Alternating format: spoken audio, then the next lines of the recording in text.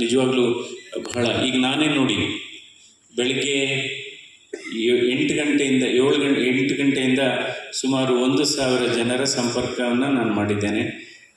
1,000 ಜನ 11 ಗಂಟೆವರೆಗೆ, ನಂತರ 11 ಗಂಟೆಯಿಂದ 2 ಗಂಟೆವರೆಗೆ ಸುಮಾರು 5,000 ಜನರನ್ನು ನಾನು ಸಂಪರ್ಕ ಮಾಡಿದ್ದೇನೆ ಇವತ್ತು ಸಭೆಯಲ್ಲಿ.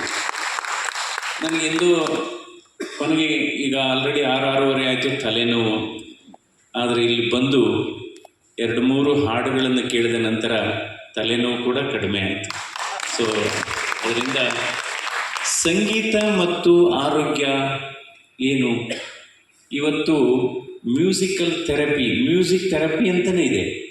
ಇವತ್ತು ಸಂಗೀತದಿಂದ ಹಲವಾರು ಆರೋಗ್ಯಕ್ಕೆ ಸಂಬಂಧಪಟ್ಟ ವಿಚಾರಗಳಿದೆ. ಸಂಗೀತ ಇಟ್ ರೆಡ್ಯೂಸಸ್ ಆಂಗ್ಸೈಟಿ ಅಂತ ಹೇಳ್ತೀವಿ.